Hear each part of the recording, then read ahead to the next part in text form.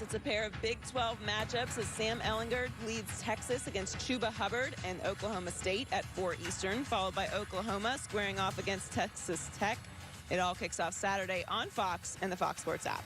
So people have an effect on other people. We know this to be true. You could ask any child psychologist. What I'm about to say is not really disputable or arguable, is that little kids affect each other. Let's say you have two daughters.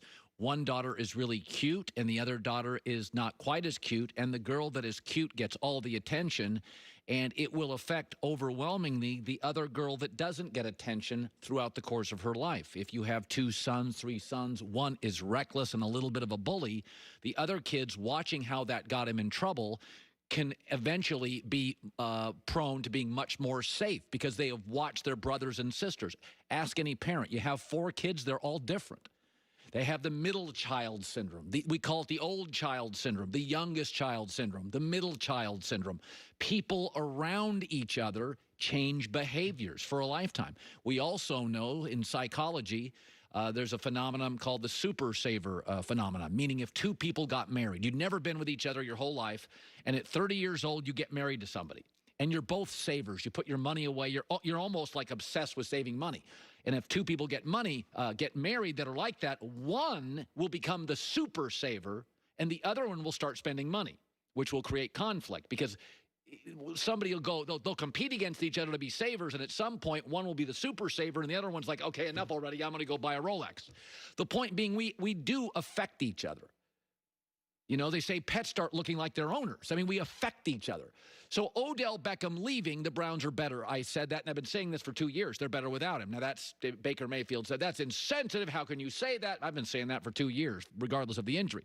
But Kevin Stefanski, despite obvious data, says, that just can't be true. Not smart enough to make an argument for that, Jake. I'll just tell you, I would much rather have 13 on the field if available to us. He's not, so we'll make sure we have a plan to make sure we can move the ball any which way we can. Okay, Kevin, you're a lot smarter than that. You went to an Ivy League school, Penn, graduated, and played football. Don't play dumb now. You know the game. It's the Patrick Ewing theory by Bill Simmons, that Patrick Ewing, as he got older for the Knicks, was surrounded by very good players, but the organization was so fixated on Ewing when he got hurt and the other guys could rise, they actually went to the finals. It's why A-Rod was the Seattle Mariners' best player. Hit 318, 40 jacks. Went to Texas. He was their best player. But Seattle got better when he left. I'll get to that in a second. Bryce Harper, Nationals' best player, or second best player. Leaves, good franchise, wins a World Series. How is it possible? You can't be better without A-Rod in Seattle. They were. Set a Major League Baseball winning record. You cannot be better without Bryce Harper. Patrick Ewing. Yes, you can. This is like child psychology. This is the people react off people. Because superstars and stars, even when fading, get an inordinate amount of hype and attention. It can create jealousy in a locker room. It can suffocate other personalities. They're not allowed to blossom. Also, professional athletes, watching A-Rod in Seattle getting all the attention, A-Rod leaves, and all those players are like, we want to prove we're pretty good without A-Rod. This baby ain't all about A-Rod. And they have career years. Bryce Harper leaves. Good riddance. We can win without him. Less stress because Bryce Harper's no longer around, so nobody picks the Nationals to win the World Series. Nobody picked the Mariners to be any good. Oh, Ewing's gone. The Knicks will be no good.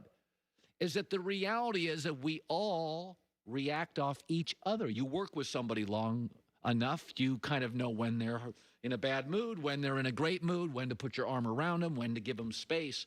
OBJ leaving is going to allow Baker Mayfield to sprinkle the ball around like Oklahoma when he's at his best. There is no disputing that Baker Mayfield comes into the league. A year later, OBJ, a superstar, comes into his lap. This is not a criticism of OBJ. It's a reality. He's a superstar. He's good looking. He's got flair. He's the one-headed catch. He's got a brand. He's got a Bentley. He's got this and that. And Baker feels a need to get him the ball. Wouldn't you? Be one thing if it's Brady or Aaron Rodgers or Russell Wilson. Talk to the hand. I'll get it to you when I want to get it to you because I'm a star too. This is not a knock on OBJ. It's a reality of who he is, a generationally gifted wide receiver who comes with a personality, a brand, an expectation, a flair, drama. Kevin Stefanski knows this. Cleveland's going to be better. OBJ is going to be fine. It's not insensitive. He's going to have a career. He's already rich. He's a good kid. He was always a good soldier in Cleveland. But the idea that you can't get better when you lose A-Rod or Bryce Harper or Patrick Ewing is utter nonsense. It's why the daughters and sons and coworkers and couples, my wife's an artist. She's more emotional. When she's in one of her moods, I just know how to react at this point in my career. I back off. I help here. Her emotions change how I act all the time. My expectations change. My habits change. My movements change. My words change. We all affect each other this way. It's just basic psychology, and I believe Baker and Cleveland will be a different offense, maybe not quite as explosive, but they'll share the ball a little more, less pressure, less hype, less expectation, and they'll be very good. Joy Taylor with the news.